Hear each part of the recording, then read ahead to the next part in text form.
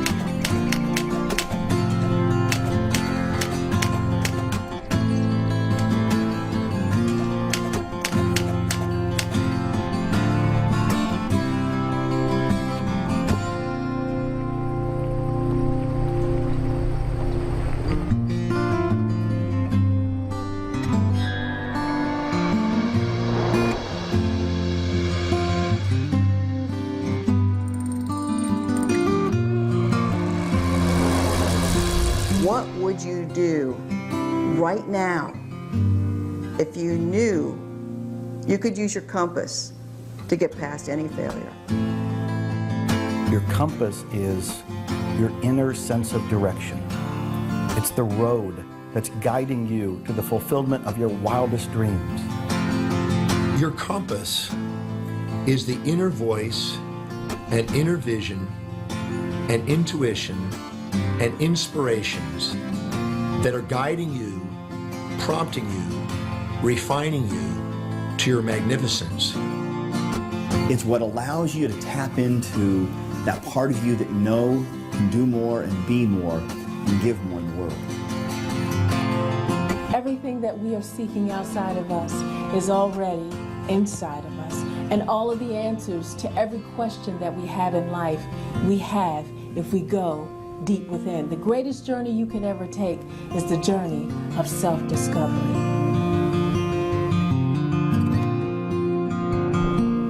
The beginning. Before setting out on your journey, it's important to have a strong internal sense of yourself. A heart filled with purpose and multiple perspectives to give you clarity of thought as you discover what's possible.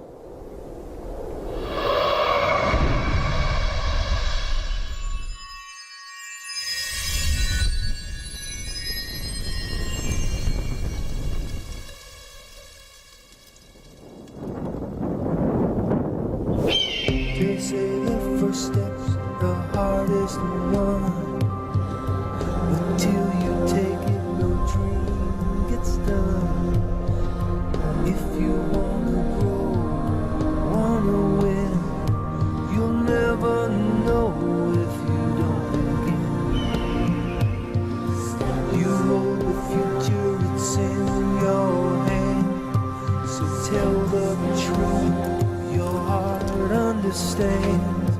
Set your course to your own true way. Don't look back at yesterday. Your first step leads to amazing grace. The next one takes you to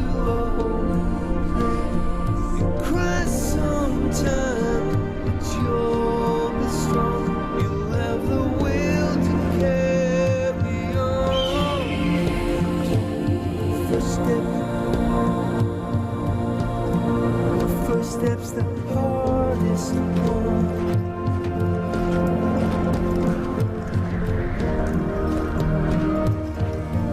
If you're wondering whether now is the time for you to go after your goals and go after your dreams, the answer is absolutely yes. What I encourage people to do is to have inertia, to get things going, and to practice what I call production before perfection, to get things going, to get the inertia going and make things happen. Just trust.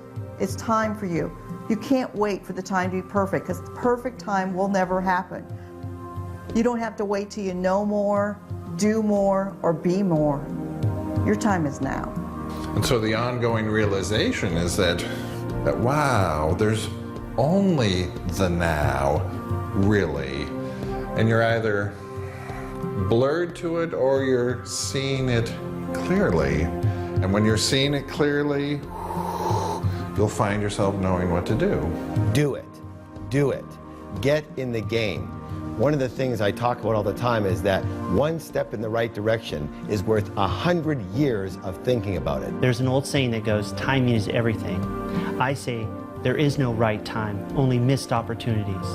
You dream forward and you plan backwards. In other words, you go out to that dream and imagine that you're there already. You have it exactly the way you'd like it to be. And then you sort of, from that position of future, look back and say, all right, what did I have to do to get here? What were the steps? Then you make a pathway, a plan, that then when you get back to now, you have a pathway laid out for you that you can take one step at a time to make that journey manageable. Well, you might be sitting there thinking, well, I don't know if I'm ready to take that first step on my journey. I don't know if I'm ready to begin this adventure. And if that's where you're at, well, you might be in for a rude awakening because you're already on your journey. You see, inaction is still an action. It's just not the type of action that serves you. If you're not willing to risk, you can't grow. And if you can't grow, you cannot become your best. And if you cannot become your best, you can't be happy. And if you can't be happy, then what else is there? This moment is precious. Take advantage of it and go after your dreams. You may get a little scared. You may even have doubts and fears, but guess what? At least you'll be feeling like you're living and you're going after your dreams, and that is what life is all about. The next step is there. It knocks at your inner door. It's what I call the intuitive nudge that's asking you to take inspired action. It's waiting for you. It's probably tickling your soul right now as you watch this. So how do you know what the next step is? You turn within, you pay attention to yourself, and you follow your own inner guidance.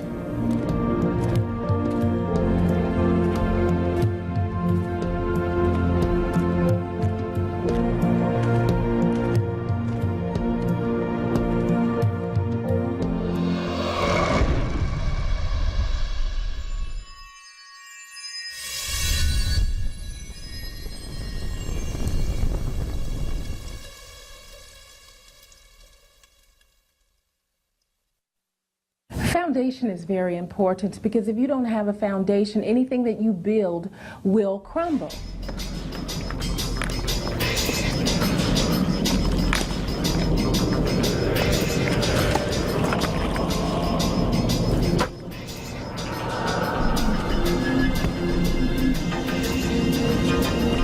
As you're on your personal journey, your personal quest for success, whatever that means to you, I believe that you've got to have a foundation. And that foundation is going to be inherent in your self-esteem. Your self-esteem is what you think to be true about yourself. And the more you believe that you have the skills and the knowledge because you've done the work, the more you can do whatever it is you choose anywhere in the world and have that level of confidence and certainty that each one of us thrives to get. I think it's very important that all of us work constantly to cultivate a sense of internal love and internal power, which most people don't have. Because you don't get in life what you want, you get in life what you are. Everybody has a set of values in life, and these values dictate their destiny. And when you know your values and you set goals that are congruent with those values, you tend to increase the probability of achievement. What are your core values? Who are you being? What do you want in life? How are you going to make sure that as you're moving towards your success, you know who and whose you are and where you stand in the middle of this thing called life? Everybody needs a foundation in life, and you need that go-to place in order to feel grounded, to reevaluate who you are and where you want to go. It's so important to know who you are, what your foundation is, where you're coming from, and then know where you're going.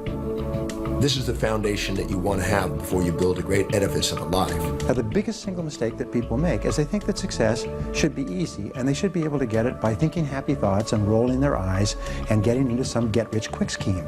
But all real lasting success takes a long time, and so you've got to build the foundation within yourself.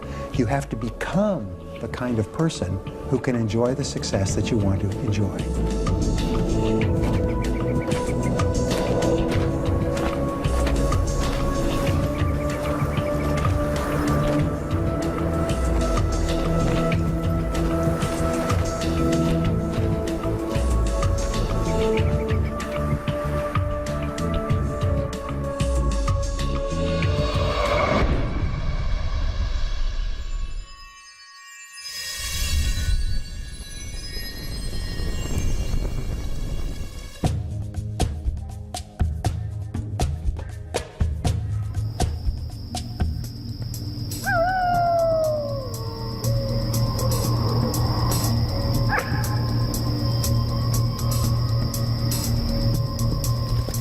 So many people change homes often throughout their lives and are in search of that feeling of being at home.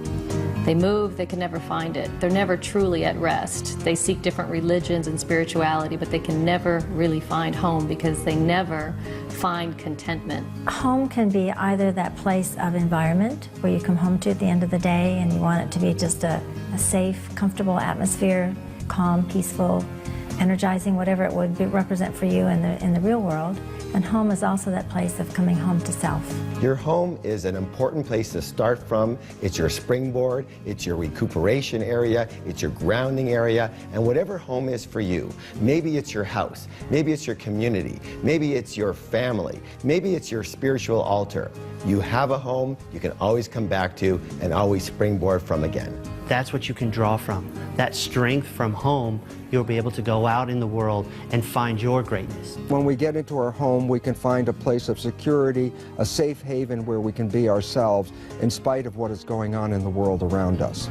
So a home, a place of your own, a place that belongs to you, is an essential part of establishing the foundation for motivation and high accomplishment. In design psychology, we say the home is the absolute basis of everything you do.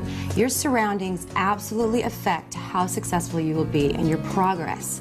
And what it is that you're being able to do is based on your surroundings every morning, every night. When you wake up, is it energizing? Is it conducive to your goals? Because what is in your home is reflecting who you are. And what reflects who you are will come along the way with you all the time. Home is essential to your success. You need to have this little safety net, this little nest that you can go to, that you can rest in, that you can recuperate in, that feels safe for you to rebuild your energy and your forces so that you can go back into the world and pursue your dream and follow your compass. The universe is my playground, the world is my home, and every country is another room in the house, and every city is another platform I can share my heart and soul. I really believe that this whole world is my home, and I believe having a foundation of a home that's global allows you to do things across the world.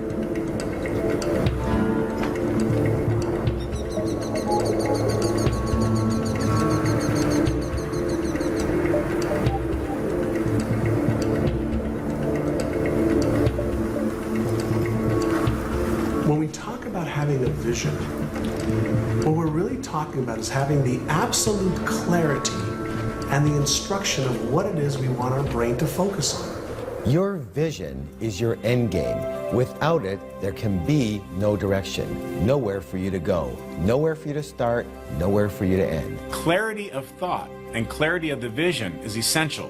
The clearer the picture, the more direct the path to get exactly what you want. The question is, what are you looking at? That's what vision is about. What you see when you look out at life, and how are you going to move based upon what you see. Your vitality in life is directly proportionate to the vividness of your vision.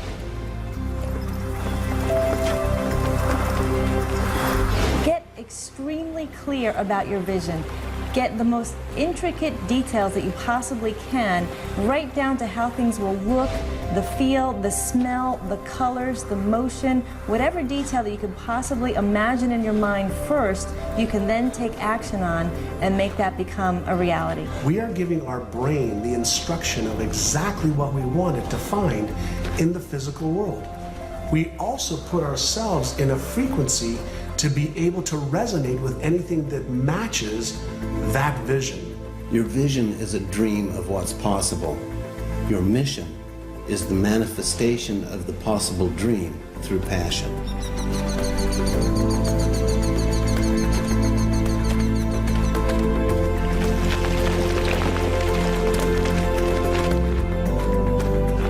Well, visualization is a starting point because there seems to be a one-to-one relationship between how clear you are about what you want and how fast you move toward it and how fast it moves towards you. But it's not enough, because then you have to do the work. Then you have to take the steps. It's good to have a clear idea of the mountaintop, but now you have to hike. Visualization is more of a first step. You visualize what you want, and then when you open your eyes, you take action. The action is what will lead to the completion of the very thing you've been visualizing.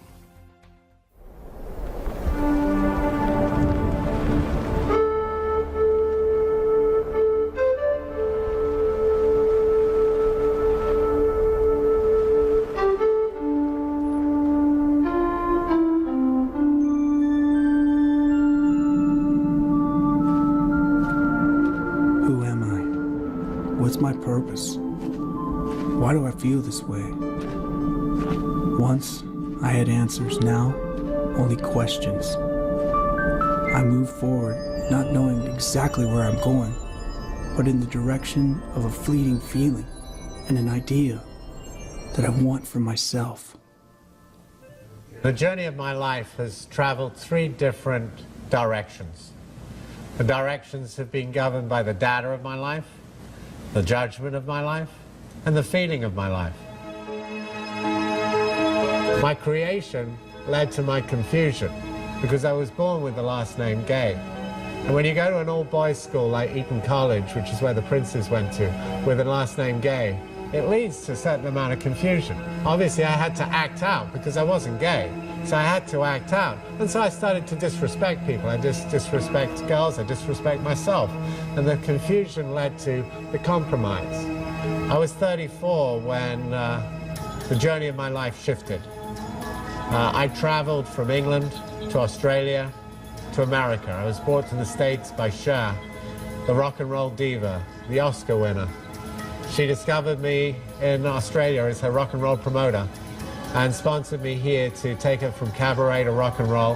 And at 34, I was living above the Hollywood Hills in a home built for Greta Garbo by the studio in 1920. I'd go down on a Friday night and play with my A-list rock and roll stars and my superstar actors.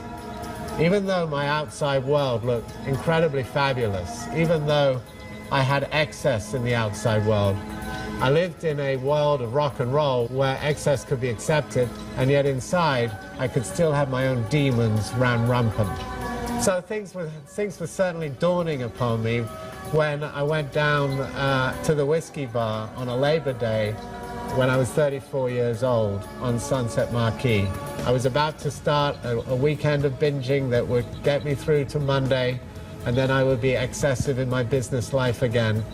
And I went into the men's loo and had someone in there. I was taking some drugs, and that person that was actually of the opposite sex, she could have been 34, which I was, but she was 19, and she'd always been 19. But I'd just gone from 19 to 20 to 21 to 22 to 25 to 30 to 34.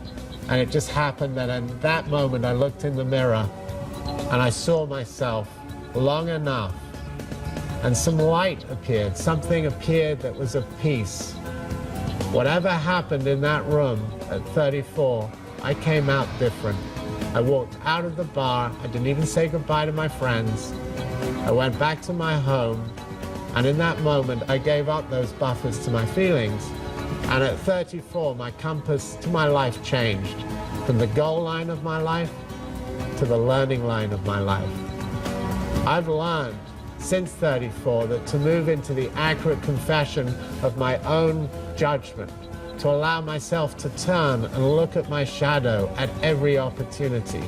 Whenever I have anger or aspiration, whenever I want to blame myself or blame myself for being another, it's so much easier to give than it is to receive. The story of my life is that I am a crusader of love. I am a humanitarian, and I've been blessed in the last few years to do some very significant humanitarian work. Everything that I did through my early youth was proving my worth. I had to do everything I could to prove my own worth, prove it to myself, and therefore live in the light that I thought my father and my family expected of me. But then something else happened, and I realized later on, after I was 34, that nothing that I do ever proves me worthy. Nothing that you do, listening to this and watching this, will ever prove you worthy. We are worthy simply because we are. I am, and so are you. And now my commitment is to support each and every one of us to be the best we can be. If I buffer your mirror, if I buffer you to bring up your brilliance and not let it stay on the pillow of a new dawn, because you have brilliance, but if I buffer your brilliance to be the best it can be, this is what happens. I buffer you, I buffer you, I buffer you, and I get to see myself more clearly in your beautiful reflection, and then know myself more clearly in the next second of my life. And that's enough for me to know that my compass is on a true and authentic path.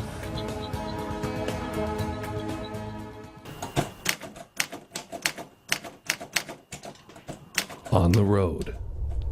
You cannot control the world around you. What you can control are your thoughts, the integrity by which you live, and how you choose to make a positive difference in the world. Your life and your legacy are in your hands.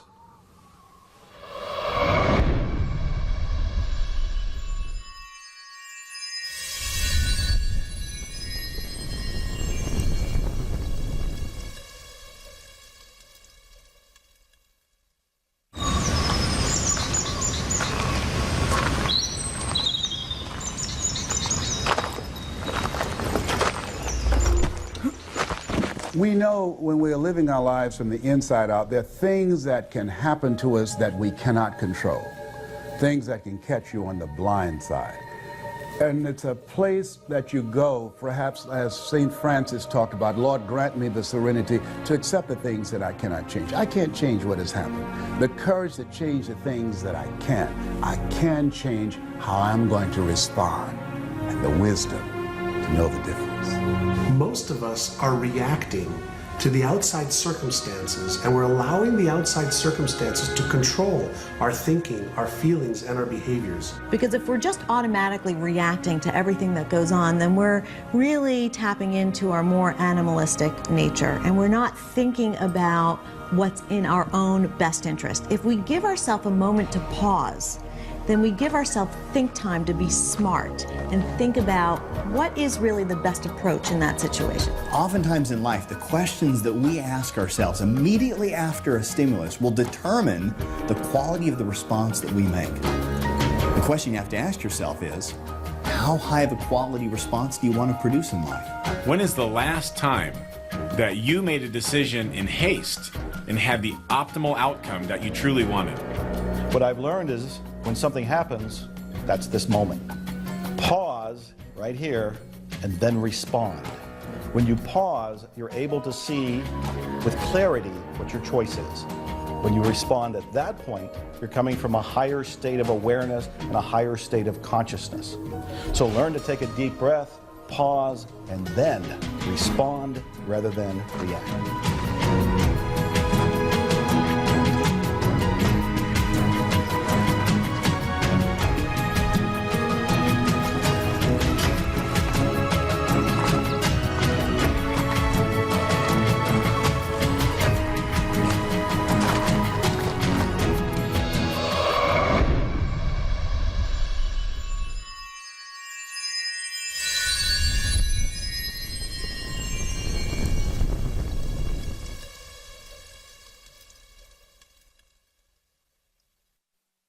Staying focused is a matter of reassessment on an ongoing basis. Sometimes our path is not a straight line. Most often it is not. So it's about gathering all of the information that you have at that time and figuring out how you will use this information going forward to get exactly what you want. You're going to have a lot of failures, a lot of disappointments, but those are not things to stop you. Those are things that will build your character. And as a result of those things, you will grow through those things and begin to discover some things about yourself that you would not know otherwise. Start seeing the challenge as a part of the quest. When you do that, you can embrace it versus resist it. All you do every single day is you achieve one mini goal that moves you in the direction of something that's important to you. You will have this feeling of forward progress. You will be internally motivated. You will feel excited and positive about yourself. Your self-esteem goes up. You feel like a winner. You have more confidence if you just achieve one little goal at a time. You've got to hold the vision even when you cannot see any tangible results or any of the activity that you're engaged in are working. And through persistence and patience, did I say patience? Yes, patience. You continue to move forward, things will begin to appear. We have to make sure that we are not going through this thing called life malnourished. And unfortunately, we do get in places where we find ourselves mentally, emotionally, and spiritually malnourished. So give yourself what you need to make sure that you can actually deal with what you're growing through. Not going through, but growing through. Listen to something positive every day. Read 10 to 15 pages of something that will help to nourish your system, nourish your spirit, and give you what you need in order to win in the game of life. Especially on the hard days when you're getting thrashed, when life is hard, pause, breathe. It brings your attention into the now.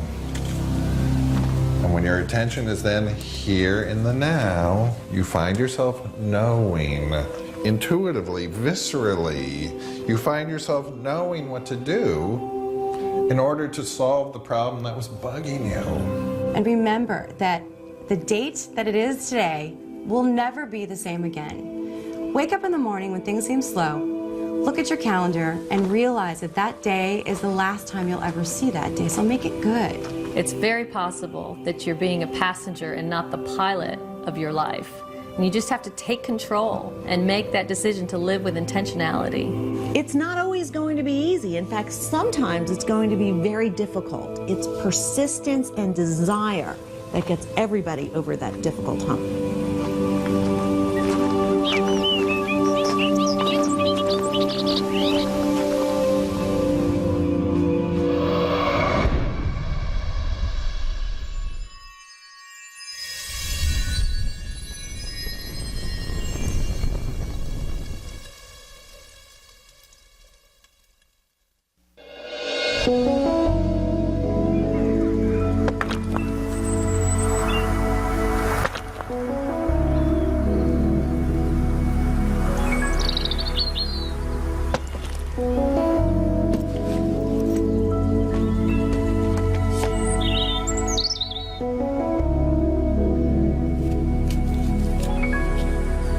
Not a dress rehearsal. This is it. So don't hold back on your ability to give. Find ways to give. Be creative about giving. Get excited about giving. There are people that need you to find a way to give into their life. And I encourage you, as you're giving, understand that he who gives, it shall be given unto him or her. Pressed down, shaken together, running over, shall men and women give into your bosom. And to know that you're making a difference in other people's lives, I don't think that there's a better feeling that you can have to know that somehow either your time or your money is making somebody's life a little bit better. If we all did that, even if you don't have money to give, you can give your time, your energy, your talents, but whatever you give back, you get to keep.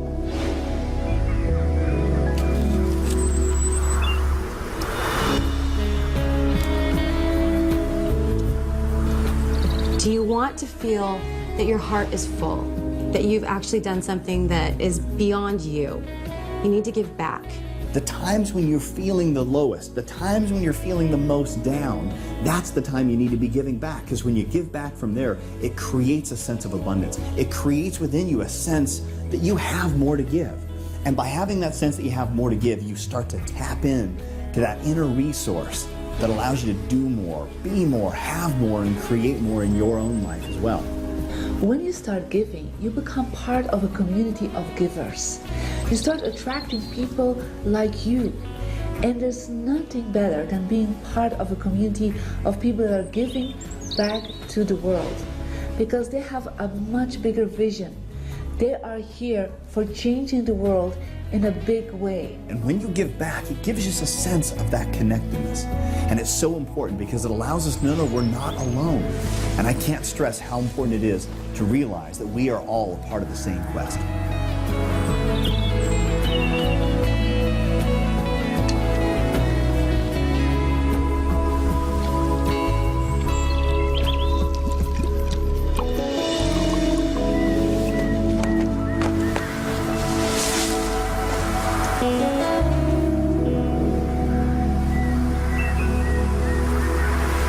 Someone once said that there are two types of people in the world, givers and takers.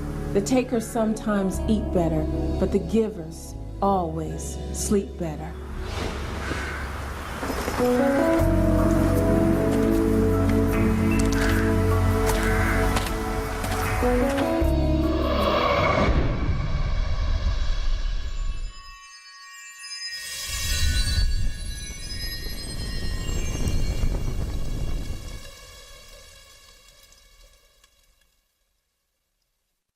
How many people do you know that sit there and say, oh, I really need to lose the weight, and then they keep eating unhealthy foods? How many people do you know that sit there and say, oh, I can't stand my job, and then they keep going back to that same job day after day after day? How many people do you know that sit there and say, oh, I'm not happy in my relationship, but they go home every day to that same person that they don't love anymore?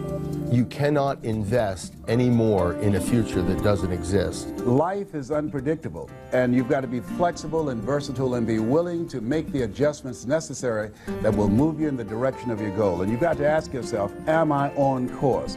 Am I seeing the results that I want to see? You've got to monitor yourself and continue to execute in the direction that's giving you the most positive feedback.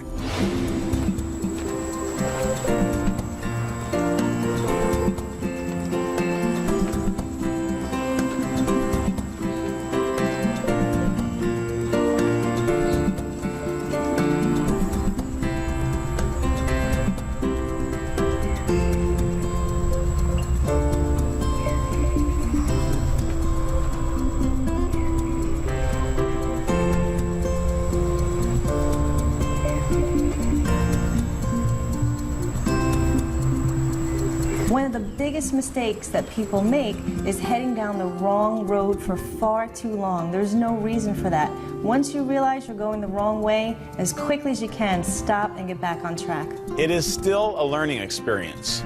Once you figure out what the lesson is, put on the brakes. Don't go any further. Lesson learned. Take it with you. Put it in a safe spot. You can use that information later and then move in the right direction. Think in terms of when was the last time you had a big east to west smile on your face?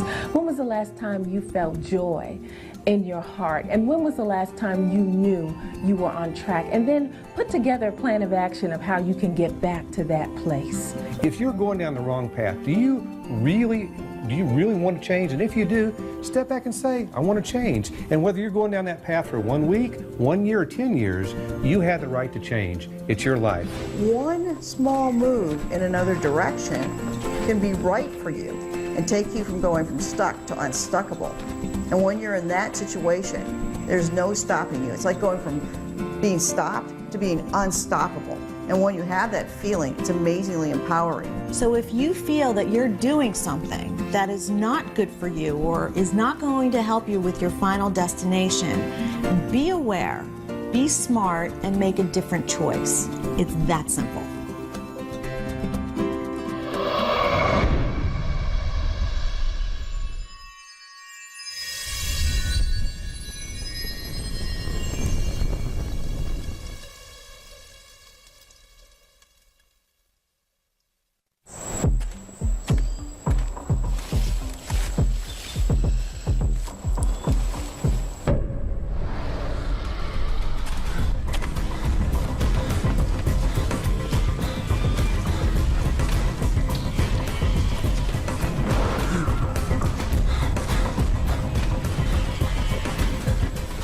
Courage is that place we find within the depths of ourselves where we take an action even if fear is present. Nobody's born with courage. As a matter of fact, most of us are afraid. The difference between the brave person and the coward is that the brave person confronts their fears and does it anyway. The coward allows the fears to control them.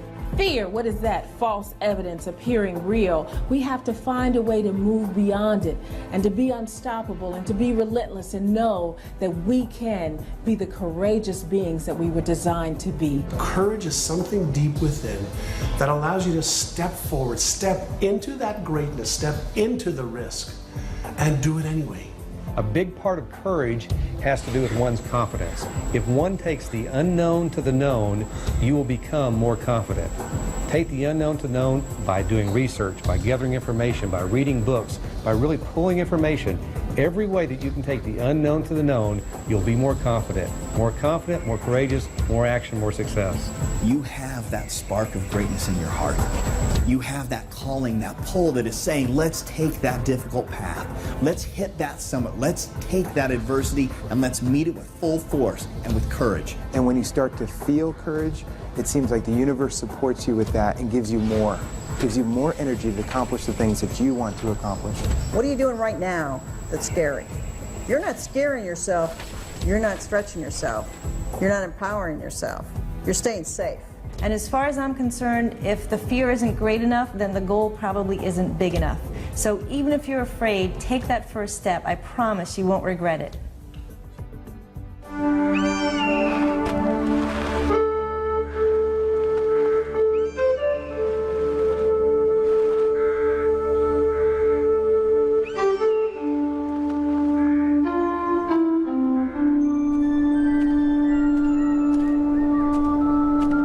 With every step I take, purpose. Every path, opportunity.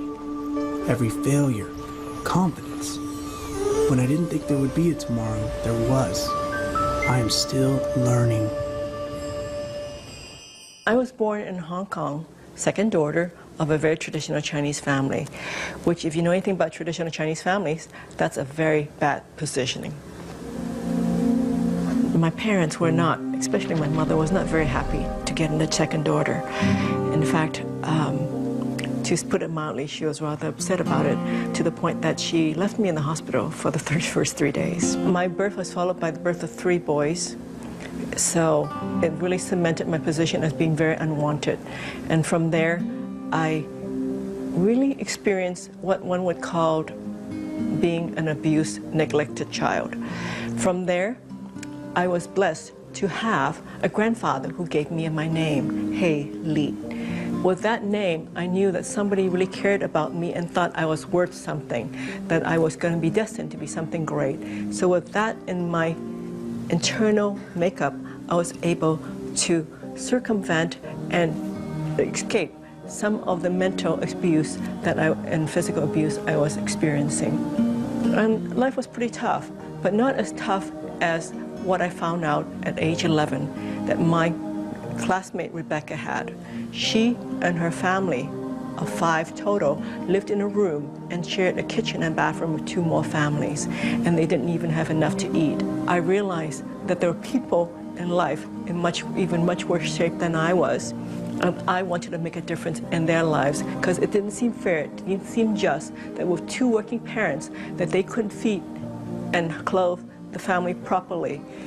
And so my mission in life, my compass point was to make a positive difference. And with that knowledge, packed up my bags and came to America as a young student, working my way through school, did my undergraduate and graduate degree in 4 years in foods and in nutrition and economics, my master's in economics, so that I could go help make a positive difference in people's life. I stepped forward again, found a job with a company that had the same perspective as I did, and more than that, they were willing to take me as I was, a small immigrant woman of color, and take me and rate me and promote me based on my merits. Great story for me, because having been discriminated on every account by that time, that was a wonderful place to go work, make a difference. And that was May Department Stores International, which is now known as the Macy's Group. I joined them, and as they can say now, the rest is history.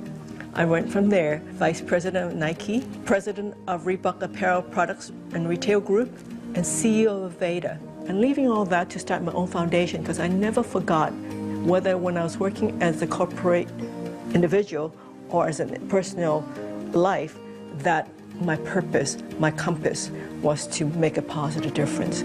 So when I was with Reebok, we were able to establish labor standards throughout the world of how our manufacturers would treat their employees. What kind of hours they could keep, what kind of ventilation, lighting, all the things that so many of us in America take for granted had to be established. And there was something that made a difference for all the workers that we work with, but eventually the whole industry. It's something I'm really quite proud of, because I remember the times when I was young and did that myself. People ask me at times, what about your mother? What is she doing now? Isn't she so proud of you? And the short and long answer is, well, no. And people are so disappointed when they hear that. They think, oh, that must be so devastating. But I say, stop for one moment. If you're looking for approval from outside, whoever it is, you will never be happy. You have to allow them to be who they are, and for you to be who you are, and just accept that. My father died many years ago in a plane crash, but before he died, I felt like we had peace. Even though he never told me in so many words he was proud of me, I know in some level he was. So for me, I'm very at peace with my family, and I appreciate who they are, who they were, and what they've given me, and I'm really very grateful. The one thing I want everybody to know is that you, every one of you, have what it takes to get what you want. It's inside of you. Just go back inside. Don't listen to the tapes from outside, from everybody else telling you what to do, what to love, who to date, what job to have, what car to drive. You know what it is that you need. Go back to your inner wisdom. Listen to your voice, the voice that has been silenced by all this outside tapes. When you get back to that point, find out what is your compass point, and from there, you will live the life that you are born to live. And I promise you, you will find the peace and happiness you're after.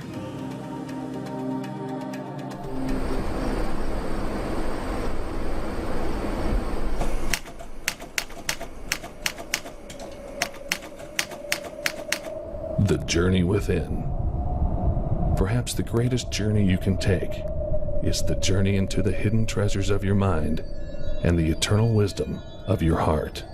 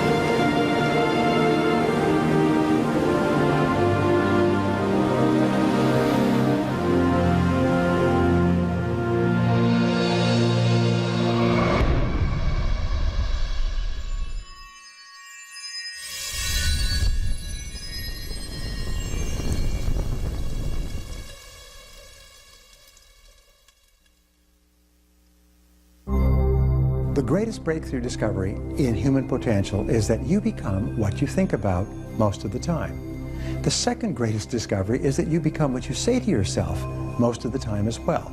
Psychologists have determined that 95% of your emotions are determined by how you talk to yourself as you go through your day.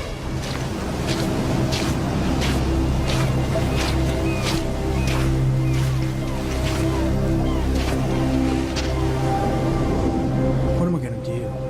Live on this beach forever? I should be moving on. I had plans.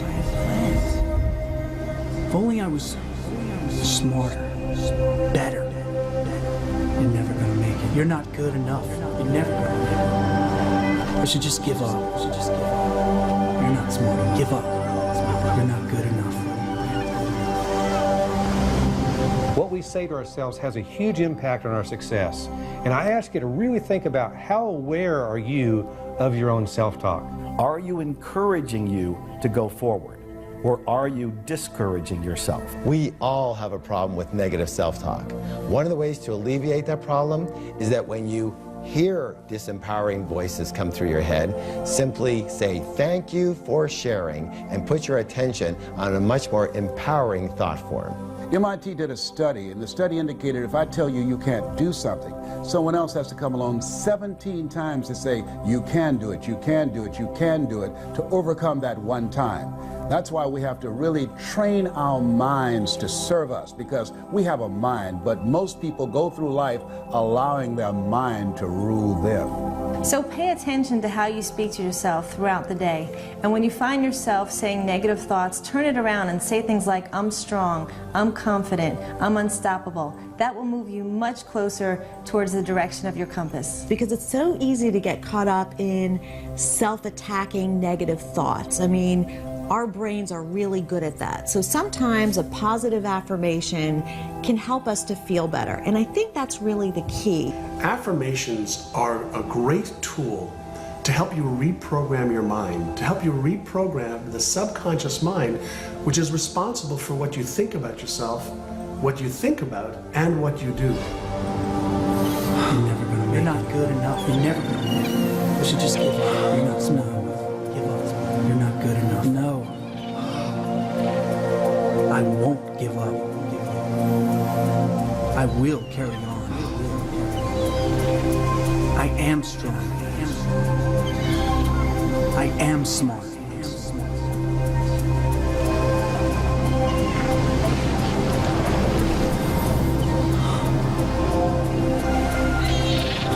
You got to say things to build yourself up, to encourage yourself. Each and every day you've got to say, I am going to make it. I will never stop. I will never give up. I think affirmations are wonderful under a few conditions. You need to make sure that they're true, they're accurate, they're attainable, and they're done on a consistent basis to where you can yield the results that you want. And affirmations are nothing more than declarations that you choose that'll help you achieve your goals. They're the pillars for the vision of your life or your business.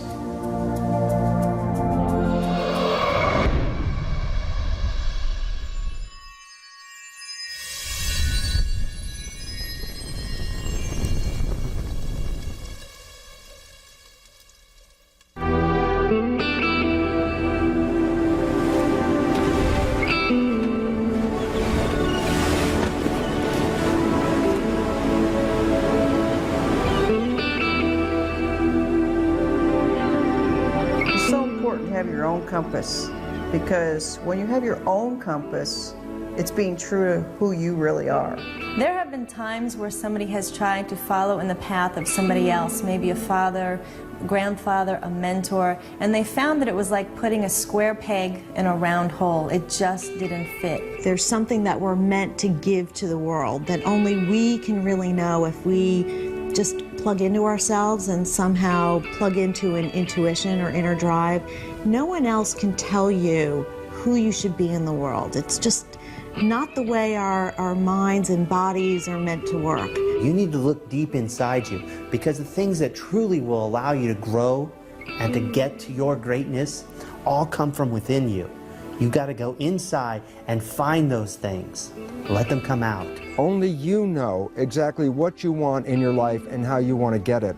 And therefore, relying on others may not get you to the final destination that you perceive. And the reality is, if we utilize someone else's compass, we can find ourselves lost. We can find ourselves on a dead-end road. We can find ourselves in the midst of a war zone that had nothing to do with us. That would be a total waste. I mean, to actually go through your entire life and not have lived it. If you're so busy trying to use someone else's compass, live their life, live what expectations are from the outside, you might find that your life was really worth living.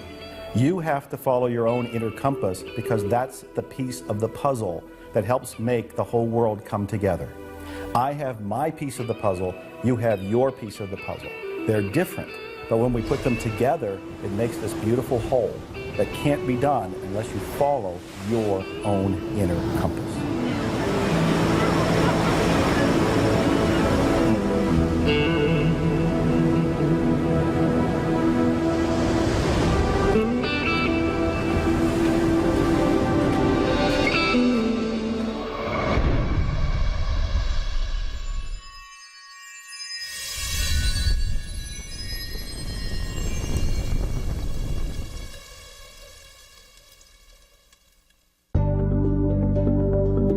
Everything first exists in spirit, and then it materializes. I don't believe that we could animate our bodies, move our bodies, direct it purposefully towards some objective without having some degree of inspiration driving us.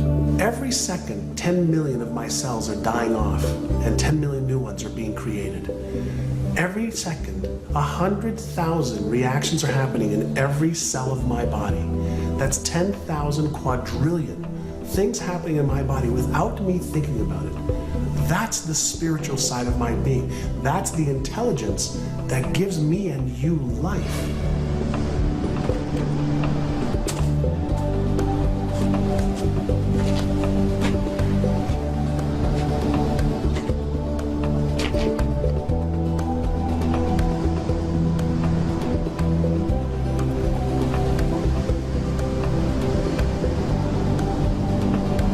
What you're looking at is this material manifestation of something that's spiritual within.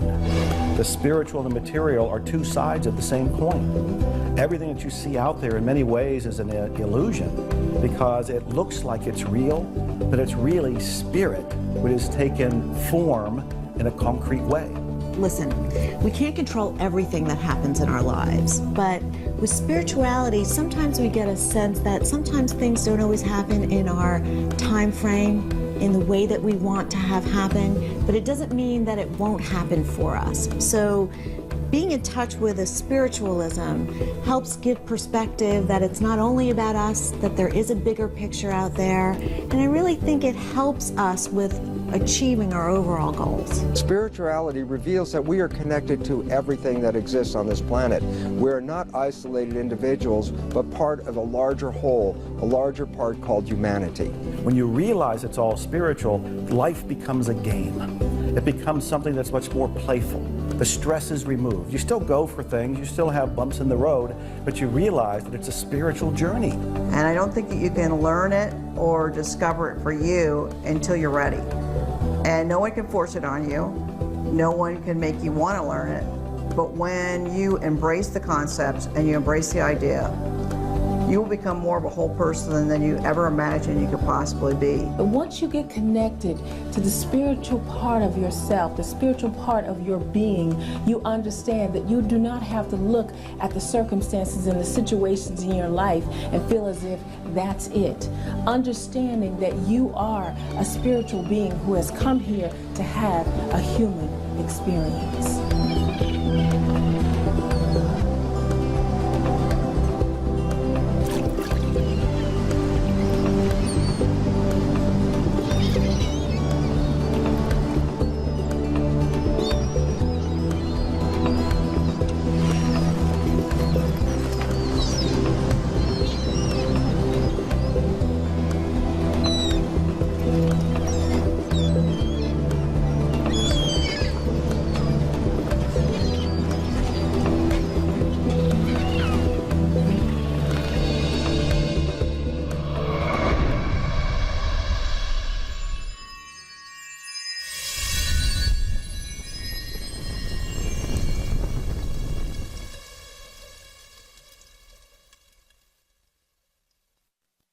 Determination is never giving up.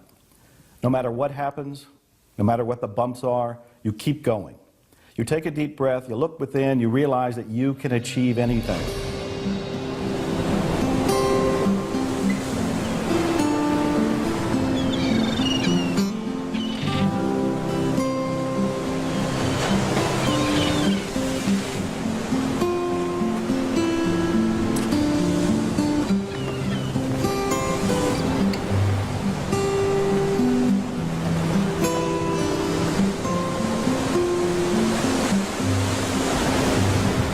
People who have no determination at all, they just lack complete focus and desire. They kind of stagnate in mediocrity. Without determination, you don't have any fuel for your dreams. Great things don't happen to people who give up. Great things happen to those who stick with it. When things get tough, remember what it is you're really looking for, what you're going for, and you'll get past it. And also remember who you are. Come from that sense of identity and sense of self, because then you know that you're moving on your own pathway, and that creates a stick-to-itiveness. Determination is something that'll keep you going no matter what. If you are serious about achieving your goals, if you really want your life to be a masterpiece, determination is going to change your life. Make a decision, stick to that decision, and have the relentless pursuit until you achieve that goal and dream. You will never be able to taste the sweet flavor of success until you are willing to endure the bitter taste of failure. Ladies and gentlemen, when you are in life, you will taste failure, and it will not taste good. It will be bitter, and you have to move forward, get up off the canvas of life, and understand that giving up is not an option. Persistence is your measure of your belief in yourself and your ability to succeed. And every time you persist in the face of disappointment, you become stronger, you believe in yourself more, you develop greater self-discipline, you develop greater confidence, and eventually you reach the point where you become unstoppable.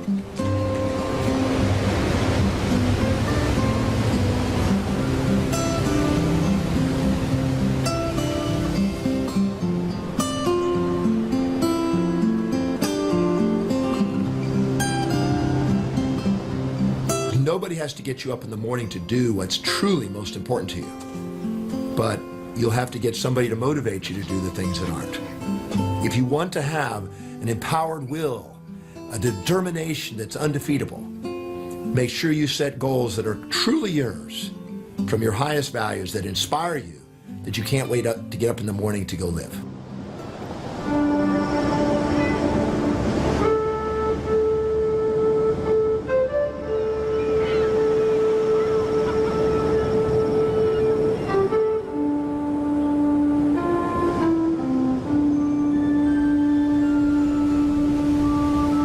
I've made one of my greatest discoveries, peace. It was buried deep within me, and now I can finally see. I see the road ahead, and for the first time in a long time, I can see myself. My life was not meant to be spent inside a cubicle, so I made a decision right then and there to follow my dreams, to find something that I'm passionate about, and to chase that career of adventure. I'm originally from Texas and then grew up in Virginia and ultimately St. Louis. And ever since I was a kid, I was always getting into trouble outdoors, running around, playing with snakes, running through the creeks, digging in the mud, and just loved being outside. I would leave in the morning, I'd come back at night for dinner, and that's what I would do every day. And that led to really enjoying and loving being in the Boy Scouts. Looking back, I see what a huge impact the Boy Scouts and becoming an Eagle Scout had on me. It gave me the confidence as a kid that I carried with me in life. I let successes like this drive me, not failures. So for me, it was, I realized, hey, I can set my goals as high as I want, the highest thing there is in Boy Scouts, and achieve them. And from there, it just led, in life, I've always tried to set high goals and go about achieving them. So Boy Scouts to me was a very instrumental part, a huge stepping stone to my life and the future ahead. In high school, my focus was on academics and sports. I played football and loved every minute of it.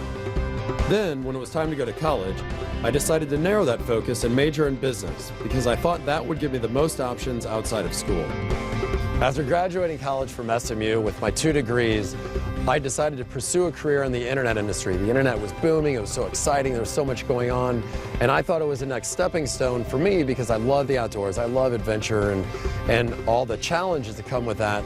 So I thought this career would be a replacement for all of that. It's not that I didn't like my office job, but I didn't love it either, and I wanted to feel passionate about what I did. I wanted to feel the way I felt when I'd summit mountains or swim with sharks. So I had to figure out how I could make that my career. And then totally out of the blue, an opportunity came about to be on the show Survivor. And it came about a month later. I'm stuck on an island in Panama, not knowing what's going on, but realizing that when every single thing was stripped away, money, anything material, everything taken away, I was as happy as I've ever been. Just living off the land, catching food, you know, playing this challenging game, but at the same time very strategic. So I was using a lot of the things I learned. A lot of the skills as an Eagle Scout definitely came into play. And then that show ended, and I went back to my regular job.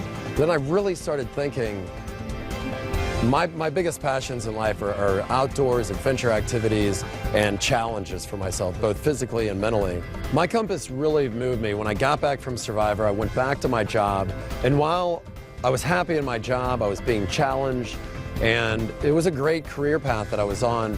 It just wasn't really my passion. I wasn't running out and telling people, oh, listen to my new project, listen about this and that. So I started looking for something else, and my compass really changed when I started to go into adventure travel and when I started a production company. And I started not loving what I did, but doing what I loved. And that was the biggest change in my life. And now I'm doing every single thing that I would be doing in my spare time as part of my job. And it's unbelievable. Everyone has something that excites them, that moves them. Unfortunately, some people don't have jobs that affect them in that way. I know change may seem intimidating, but it's essential in life. And all of us have what it takes to make these changes that will make us the happiest we can be. Right now, I'm happier than I've ever been in my life, and it's because I'm really living my passion. My job is working in production projects all over the world where I get to share my adventures with people and tell stories, and I'm growing myself, I'm teaching other people, and it all happened because I really went out and I chased my dream to do something outdoors, to do something that involved travel, but to still use my education and running productions and being involved with all of it, and it's unbelievable. Now, I know everything that I do may not be for every other person. Some of it might be a little too dangerous or uncomfortable or just flat out not fun, but the bottom line is I'm doing what I love and what I'm so passionate about, and I think, you know, life's too short not to do that. So the one thing I would say to people is go out, find out what you love, set a goal, go after that, stick with it, and chances are you're going to be so much happier than you are doing whatever you're doing today if it's not along that line.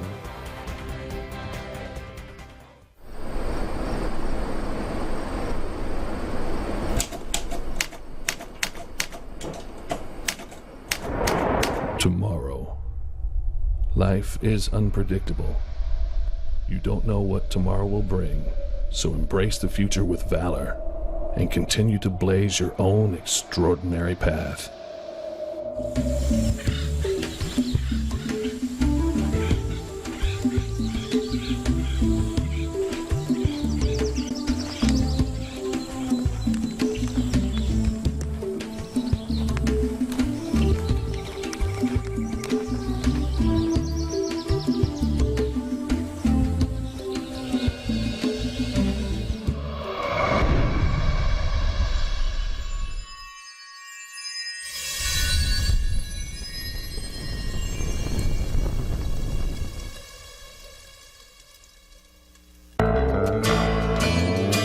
The needle on your compass is always adjusting to find out what's exactly right for you.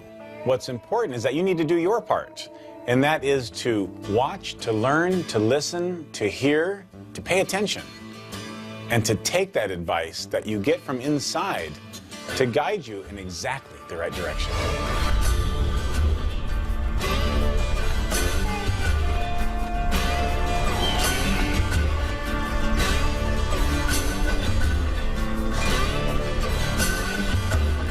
There are going to be setbacks, disappointments, modifications, delays, sickness, deaths. There will be challenges. You will feel off center. You will get new insights, new revelations, new things that will come to you. The question is, how will you deal with it? Be still, go within, and then move accordingly. You get influenced either in large ways or in small ways, but every day something changes you. Be prepared for it, embrace it, and move forward. Remember, life is a continuous progression of changes and difficulties and ups and downs and trends, and your job is just keep moving forward. Be open to the experience. Stay connected to current reality with curiosity, and enjoy the ride. It's not like you were moved once and then you just somehow play it out. You moved once, it set a new direction, and then the new direction is to just always be compassing. Pay attention to the opportunities that are there and trust that that's where you're supposed to be. And keep going. Don't do things that are insignificant, that are going to waste your time. Be determined to choose things that are going to make your life more abundant and more fulfilling. And though the values will change along the way and the destinies, the summation of all your destinies will make up your life journey. Your soul calls your life's journey. Your mind plays with the destinies. Your physical body will adjust them. You will refine them along your way. That's how you master your life. So when your compass moves you one more time, what do? You celebrate it. You welcome the challenge. You take a deep breath, you put a smile on your face, you look up and you go, I'm going to do it. I'm going to find out what's in me. I'm going to go forward and accomplish this. And as I do that, I will keep growing, I'll keep stretching, I'll keep daring something worthy. My favorite phrase, dare something worthy. As your compass moves you, go with the flow. That's your divine mission.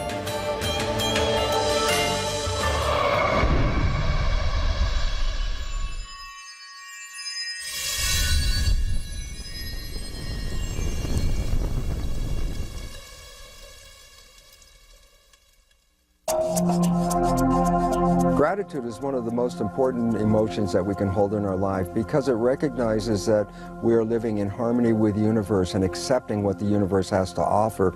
And in this way, the universe provides us more of the same.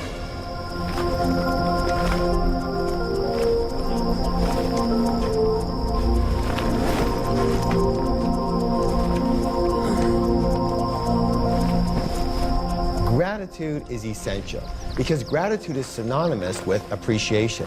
What is appreciation? Appreciation is simply increasing in value. For example, your house, when it appreciates, what's it doing? It increases in value. So when you appreciate something, you are automatically increasing its value. If you don't have gratitude for something, it might as well not exist. Somebody who isn't grateful for all the blessings that they have right now is not aware of how lucky he or she is.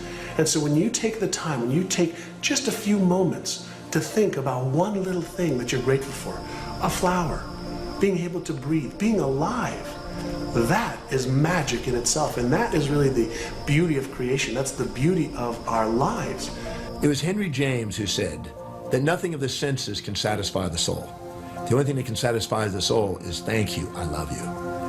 When you get up in the morning and you can say thank you, I love you in front of the mirror, and also to the world around you and the people around you, now you're going to have fulfillment. I think we take for granted all of our life's gifts, and being grateful is a launching pad to have more and to be more and to accomplish more in your life. Gratitude is actually the grace of life. The more gratitude you have, the fuller your life will be. So we must wake up each and every day with a sense of gratitude, with a thanksgiving, not just for Thanksgiving during the holiday, but a sense of thanksgiving throughout our entire lives. It should be a part of our lifestyle because we have so much to be thankful for. It's not just a palliative that you brainwash yourself with in order to get through troubled times. It's It's sort of like the sign that, wow, you're finally experiencing reality clearly. Gratitude is appreciation, it's love expressed. It feels good to the one who's feeling grateful, and it's beneficial to those who are in receipt of it. I remember hearing all about gratitude, and I sat in my room, and I was in a dumpy little place, and I think I had a car that broke down a lot, and I was struggling to pay my rent, which was probably $200 a month, and I was very unhappy. But I was trying, probably just like you. And I remember picking up a pencil, a simple number 2 lead pencil. And I thought, okay, let me try to be grateful for this. And I was resistant to the whole idea. And I looked at it and I said, yeah, okay, with this pointed end here, I guess I can write a grocery list, I can write a romance letter, I can write a novel, I can write a suicide note. There's all kinds of things I can do. And I started to shift a little bit and thought, well, that's kind of amazing. That this little piece of wood with this little piece of lead, I can actually do things that would change my life. I can write affirmations with it. I can write intentions with it. I can write out my vision with it. I can write out all kinds of things. And then the other end, if I didn't like what I wrote, I can erase it. And you notice I'm smiling now as I think about it because I'm remembering the first time I actually did this. I began to feel genuinely grateful for the pencil. For the pencil. And as I felt grateful for the pencil, I would look around my room and I'd go, there are people that don't have this. Not only a pencil, but they don't have a roof over their head. They don't have a little refrigerator. They don't have a car. They don't have any money. The way I was living, even then, with all of my complaints, all of my struggles, was better than many people in third world countries. And often I was living better than kings and queens that were ruling countries in past times. And as I realized all of that, I changed. Now today I have this wonderful lifestyle, and I have a car collection, and I have all these books out, and I have a country estate, and I have a hot tub. And every night I get in that hot tub and I look at the stars and I count my blessings. I say thank you because I'm grateful. But it all began with a pencil.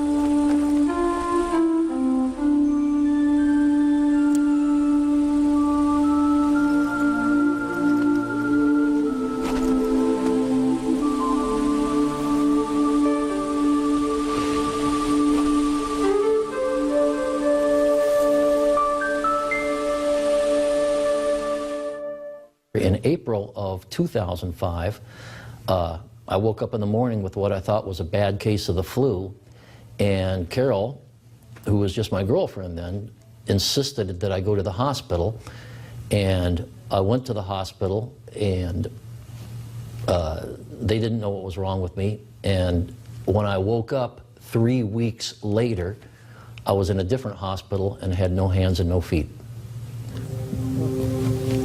I was born in Portsmouth, Virginia in 1954. My dad was in my opinion, a Navy hero. He was in Pearl Harbor when it was bombed.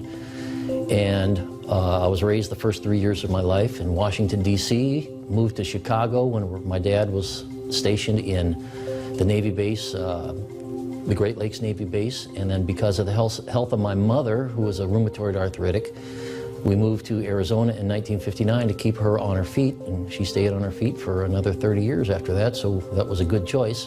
In 1985, I was in my backyard and I was shot in the back by a little boy that was playing with his dad's rifle, and he was shooting at his back fence, and I was on the other side. And the bullet went through the fence and hit me in the side, and it shattered my spleen and entered my backbone. But that happened in 1985, and because I had no spleen, then 20 years later, in April of 2005, I contacted an illness that caused my amputations. Jeff was in a coma in the hospital, and everyone was telling me, all the medical professionals were telling me that he was going to die, that he wasn't going to make it. And I had accepted that as a very likely fact, but They wanted me to sign a DNR, and I couldn't do that. I just knew that Jeff wouldn't want me to do that. I went outside, I was a smoker at the time, and I went outside and sat on my smoking bench, and one of the nurses had given me a bookmark. And on this bookmark there was a poem that says, "Don't give up." And I read it, and it moved me, but I put it in my purse and went out for a cigarette, reached in for a cigarette, and every time I reached in my purse, I came out with the bookmark. And I kept looking at it and putting it away. And then I realized that that was it. I had to just not give up. Now you have to understand that every medical professional at that time was coming on down on her pretty hard. Let this man go. His life is not worth saving at this point. I don't even think we can save his life, even if we tried. And she was the one that said, no, you are going to do everything you possibly can. When the surgeon came in and looked at Jeff and said, he looked at him for maybe 10 seconds, and then he turned and walked out of the room saying, I'm not going to do it. I ran after him, grabbed him by the shoulder and turned him around and said, you have to do it. Someone has to do it. And he said, no, he'll die on the table. I'm not going to do it. And I said, he'll either die on the table or he'll die right there in the room. He has to have the surgery. He can't live without it. He said he's going to wake up with no hands and no feet and hate you forever. And I said, so be it. And I hate this woman so much that on June 11th, 2005, just barely over 2 months after this happened to me, while I was still in the hospital, I asked this woman to marry me. And we were married by the hospital clergy in room 105 in telemetry, in the same hospital in which the amputations happened. When I had woken up and realized that I had no hands and feet, I was really inundated with visitors, colleagues, ex-students from years back that I didn't even remember. But I remember one of the department heads that I had came in and he said to me, Jeff, you're at a crossroads right now. You can either lay there and feel sorry for yourself, or you can use this as a springboard to go out and change lives. It was a wonderful, positive thing to say. And I can remember while I was awake, my principal had called me up several times. And he called and talked to me on the phone, told me about the wonderful things that were happening at the high school where I was teaching. But he always finished up the conversation with, can you give me some sort of timeline for when you're going to be back in the classroom? When all the medical professionals were asking me to apply for Social Security and go on disability, and he didn't give me that option. Every conversation ended up with, I need to know when you're going to be back in the classroom. And less than 8 months later, I was sitting in his office getting ready to start teaching again full-time in January. I will never, ever believe that God did this to me. But I do believe in my heart that God kept me around for a reason. Something that I really live my life by now is I'm not going to let the things that I can't do get in the way of the things that I can do. And there's a lot of things I can't do, but there's a lot of wonderful people out there that have helped me through this. A lot of new wonderful people that I've met, and a lot of wonderful people that I've yet to meet. And life it's wonderful. One thing I would like to leave you with, I always remember from The Music Man, when Professor Harold Hill was waiting for Marion the librarian to come meet him at the footbridge. And she came down and she said, I almost didn't come. I think we should do this tomorrow. And he said, oh, Miss Marion, if you pile up enough tomorrows, all you'll find is a bunch of empty yesterdays. And for those of you that have anything wrong with you at all, whether it be an amputation, whether it be a loved one you lost, any crisis in your life, don't start piling up empty yesterdays. Get up and live, because you get one get-go in this world, and that's it.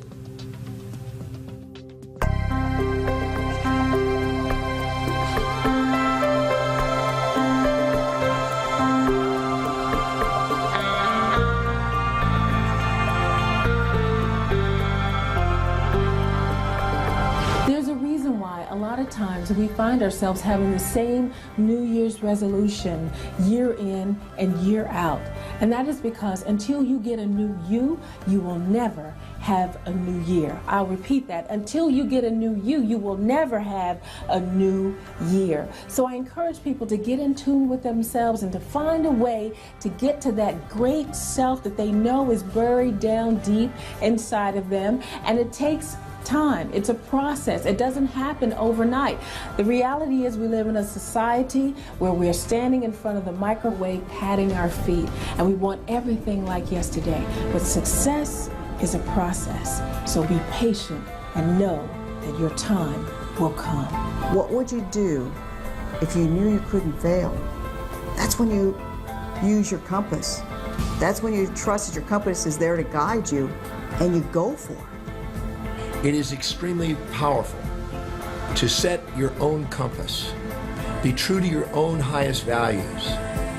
Be clear on your own inspirations and vision. And follow the path with a machete and create a completely new trail that's true to you. Keep this in mind. For every moment you spend focusing outside of yourself, trying to find an answer, you're sacrificing 1 minute that you could be looking inside yourself where the answer's been there all along. Imagine you're going down a 2-lane road. You have speed bumps on both sides that tell you when you're going out of your lane. As long as you stay in your lane, all is well. You're following your path. When you hit one of the bumps on the right or on the left, all it is a little jolt. It's waking you up to say, oh, get back in your lane. Stay on your path. Follow your compass. It's not thinking about the ideas. It's not becoming aware of the ideas. The most important part of our life is actually putting the ideas into play and using them to run our lives. That makes all the difference in the world. How many opportunities are you missing? They're right there, right in your backyard, that you're not acting upon. Listen to your intuition, what is called the still inner voice, that little voice that will always guide you to do the right thing for you. Never go against your intuition. When you listen to your intuition, when you listen to your heart, there's some great power in the universe that will guide you unerringly to doing the right things and being the right person in the right place for you. Confronted by a challenge, and you feel you're literally hanging from a cliff. Instead of focusing on the fall, it might be wiser to focusing on how it's strengthened your hands. It's making you determine what you really want in life, your goal, and maybe giving you an opportunity to show that you can conquer any obstacle and actually go from the cliff hanging to rising above the cliff and getting to the peak.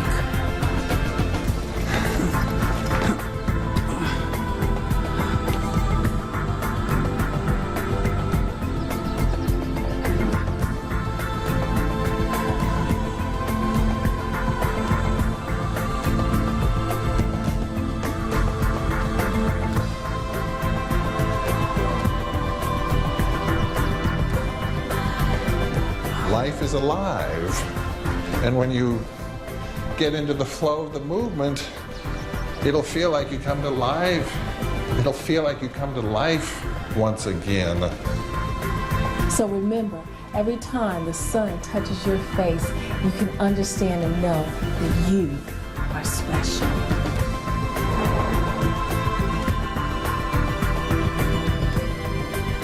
As long as we're moving in the direction of our goals and our dreams and we hold on to our vision, we will achieve every single goal and you will achieve every single goal that you have.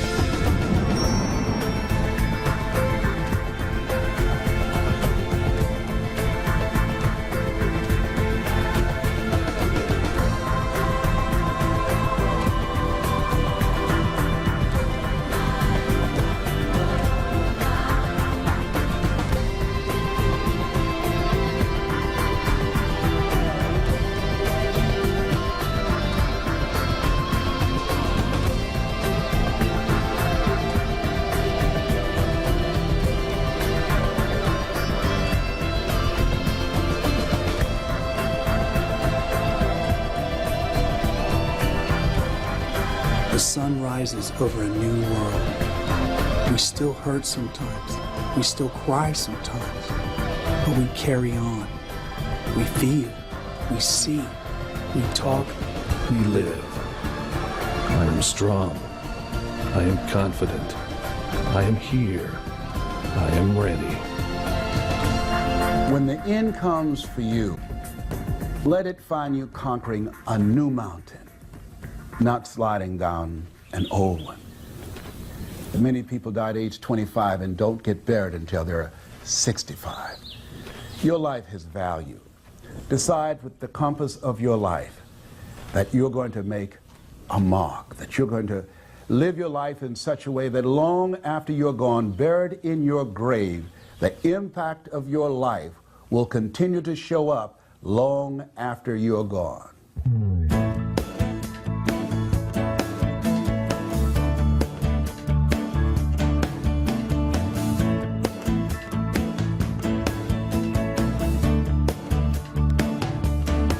My life is longer than my life. I know that even when I'm gone, that the differences I made, they will carry on and on. I'll leave my footprints in the sand. No tide can ever wash them away. Well, tomorrow is the only truth. I've said goodbye to yesterday.